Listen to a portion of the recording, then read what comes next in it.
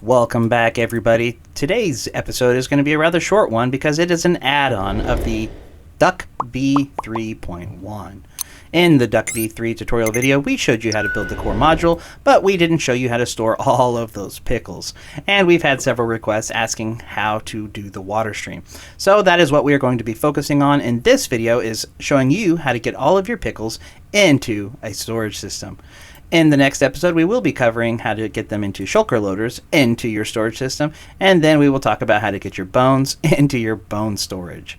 But enough talk about what we're going to be doing in the future. Let's talk about what we're going to be doing now. Let's get started.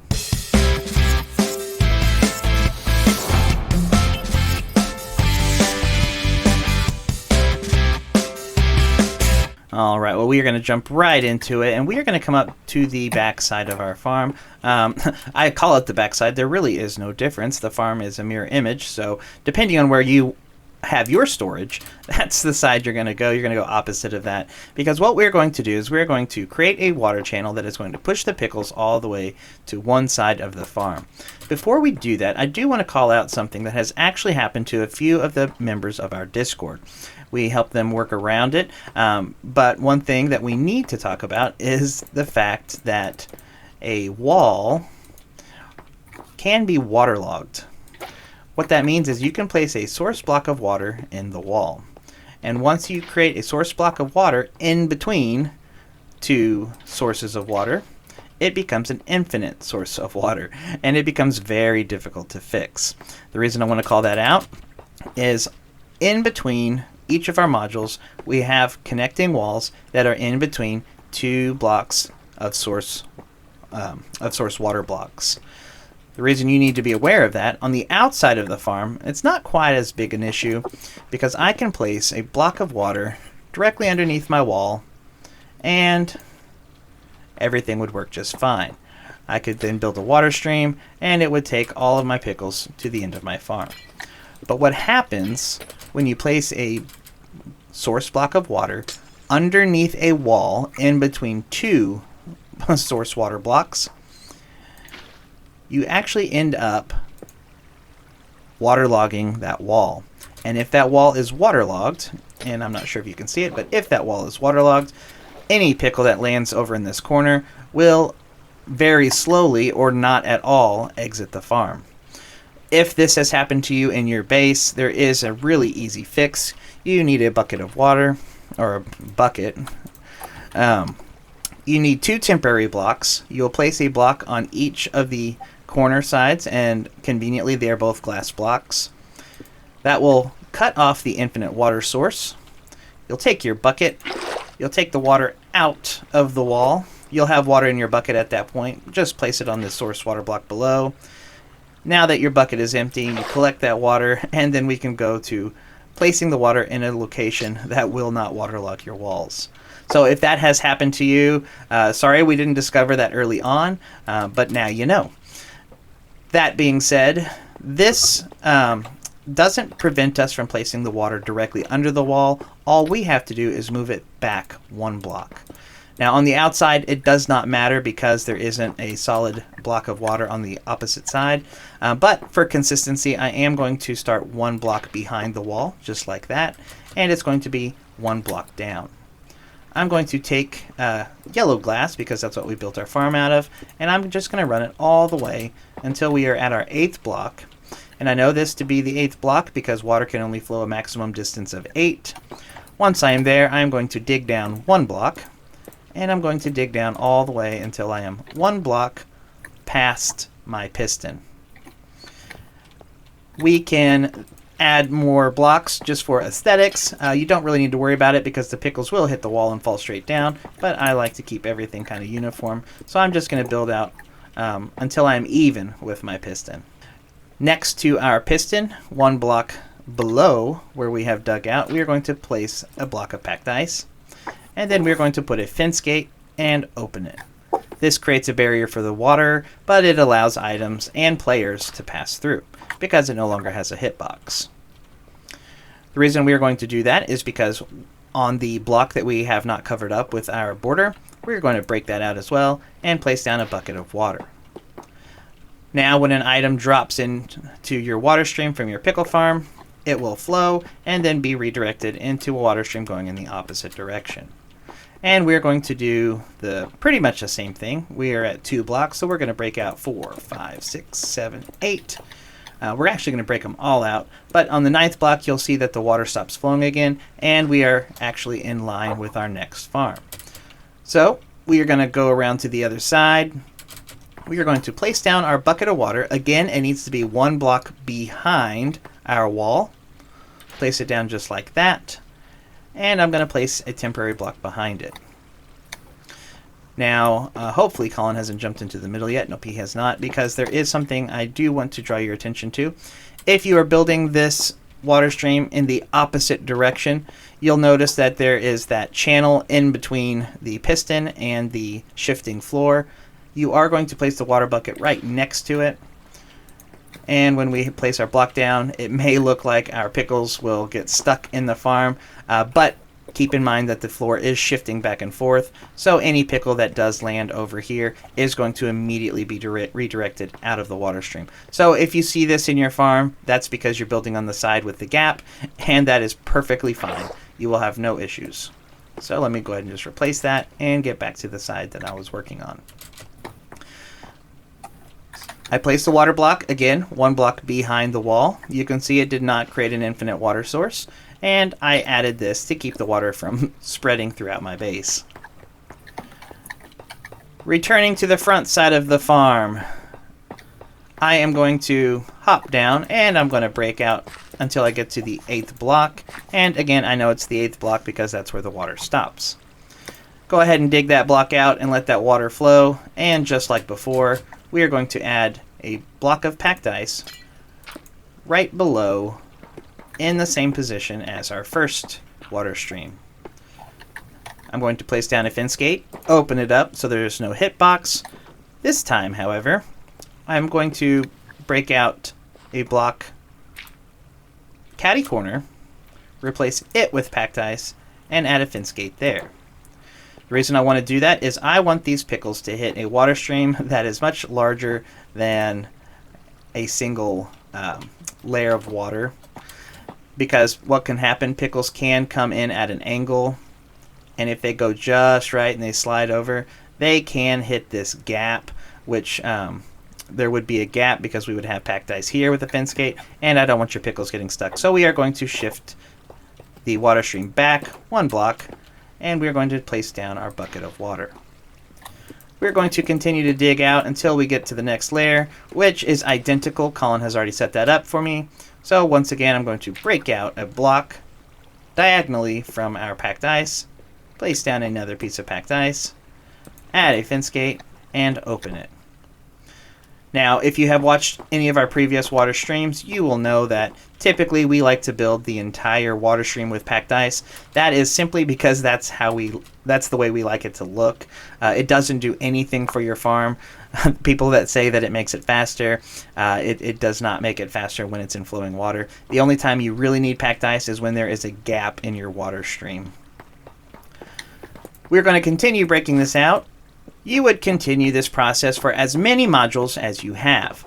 If you wanted a single exit, you would just again continue all the way, but the further away you get, the longer the pickle has to travel and the more pickles are on the ground. Because this farm is very fast, we do want to get this into a storage system to get those entities off the ground as quickly as possible. So it may make sense for you to have multiple exits out of your farm, or rather multiple entries into your storage system. I would highly recommend that if you have a large farm. However, if you have a smaller farm, I would say less than 30 modules. 1 exit is perfectly fine. Now, Colin has already done the 3rd and the 4th exit. The 4th exit is identical to the one we did first. It's just on the opposite side.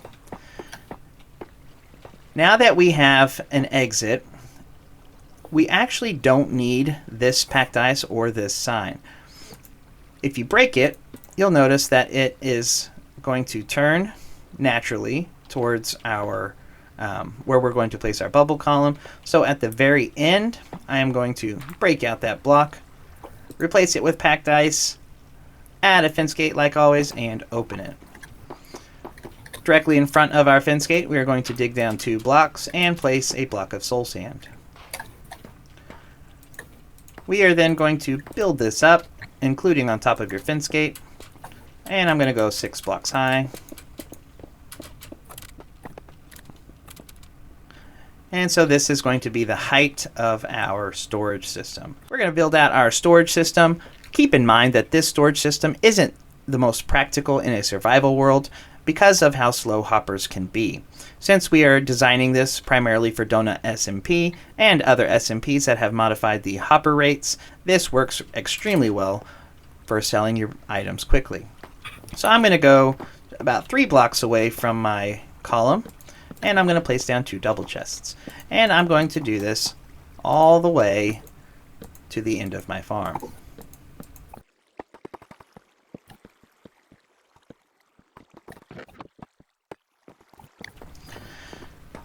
Now into the side of your chests, we are going to place hoppers all the way along.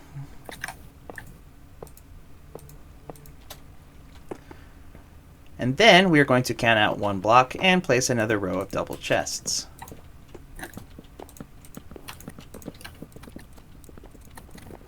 Do the same thing on the opposite side. We're going to place down hoppers into each chest. And then we are going to repeat this pattern until it is 6 blocks tall. So we will do that and be back with you in a moment.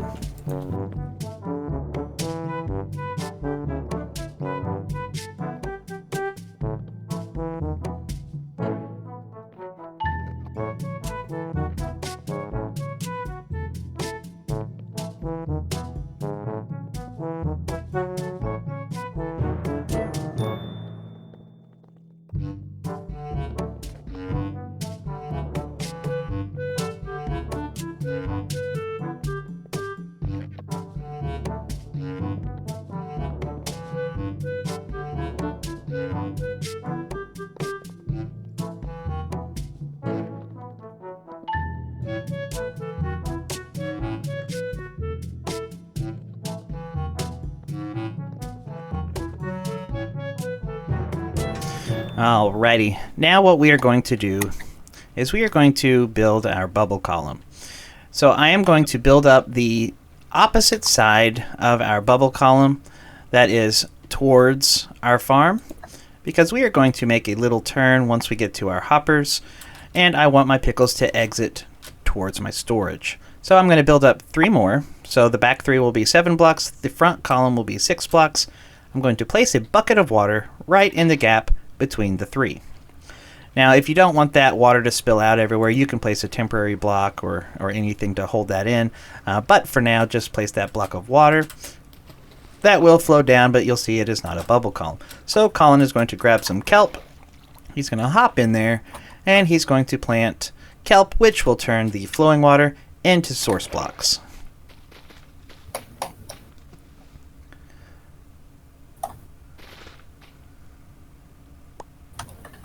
All right. Now that we have our water, our bubble column, we are going to build out until we are 1 block past our first hopper to where we are in line with the second hopper. I'm going to build the back wall next, or the furthest from our storage system, and then I'm going to place a chest right there on my last block. I'm going to place a glass block in front of it, and then I'm going to build a platform 2 wide until I'm connected to the hoppers. So if your storage is further out, or if it's further away from the farm, just know that your turn does need to be in line with your hoppers, and your chest is going to be on the one that is furthest away from your bubble column. Now you can use glass here. It doesn't matter at this point because we are going to grab the secret ingredient for making this work, which are iron bars. They're relatively inexpensive if you have an iron spawner or a source of iron, but grab your iron bars, and we are going to, actually I don't want that there. We are going to break this, and we are going to add a fence gate right in front of our chest, in between the water and the chest because we are now going to waterlog the chest. Grab your iron bars, and we are going to count out 7 because water has a maximum flow distance of 8 blocks, and it is starting on the chest. So I'm going to start right in front of my fence gate. 1, 2, 3, 4, 5, 6, and 7. And then we're going to make the opposite side where the glass is. We are going to just line this up until we are 8 blocks in total away from our source block. Once you have extended your water, we are going to place an iron bar on the hopper directly in front of your water. And then we're going to carry it out 8 blocks if your storage system is long enough. So 1, 2, 3, 4, 5, 6. And you'll see that we actually don't need 8. So we can go ahead and add a block at the end just to keep all those pickles from flying off of your storage. Colin is going to do the same thing on the opposite side. So it's going to be a zigzag. If your storage system is longer than this, you would continue that pattern by going out and then swapping to the other side, and then you would just zig. Whoop, you don't want to zig that way. I think I zagged when I should have zigged. There we go. So you would just zigzag your iron bars, but our storage system is not that large, so we are going to only need 2 rows. Alright, the next step is to place a bucket of water in between our 3 iron bars on your hopper. Now you will have to crouch click to do that, or you'll be opening the hopper. As you can see, the water is touching, essentially, which means that once the item exits the water stream on the right, it will immediately continue into the water stream on the left for one continuous water stream without having to use any kind of packed ice or other ways of moving the items along. And it does make it a lot easier to walk around on top of your storage system if you need to get up here for some reason. We can go ahead and add that water back, or that block back, to stop that water. And our storage is essentially ready to go. Let's go ahead and test it out to make sure that the items are aligning properly. And there it goes. Now, because the hopper speed is 12 items per second, I would have to throw a ton of items in here to show you. But what is happening is the hitbox of a chest is smaller than a full block. And you can see that if we line ourselves up, you see those couple pixels directly under the chest. Well, that is where the items are going to be aligned, and they will skate in between the hoppers until they get to the other side, and they will continue to skate in between the hoppers, and they will be pulled into the first hopper that is not full or that has not picked up an item in the last 8 ticks. And our storage system is done.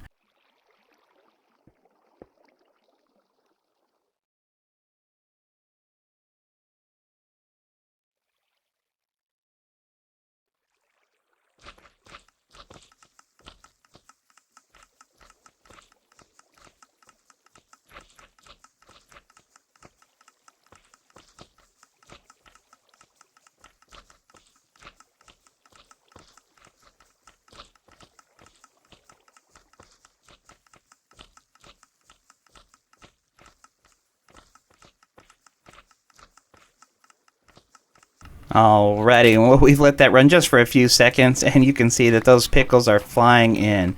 And because of the hopper speeds, they will be filling up the top chest and the bottom chests first. Once the bottom chests are full and our hopper is full, it will move on to the next one. So when you are pulling items out, just keep that in mind, that when you take items out of the chests, you will have 5 additional stacks in each hopper. Alright, as you can see, this farm produces a ton of pickles. The Duck V3.1 is essentially 2 3706 V3s in one. What that means is this 9-module Duck V3 is actually 18 3706 V3s. So if you are running a 3706 V3 or a Duck V3 and you have more than 12 modules, you are probably going to need to do something about your storage. So in the next episode, we will be covering shulker loaders. A single shulker can hold 27 stacks of pickles, and each chest can hold 54 shulker boxes. So we are essentially expanding your farm by 27 times. That is the next episode. I promise this would be a short one, so that's all for today. I'm CD3 Daddy. And I'm C3DG Minecraft. And we will see you in the next episode. bye.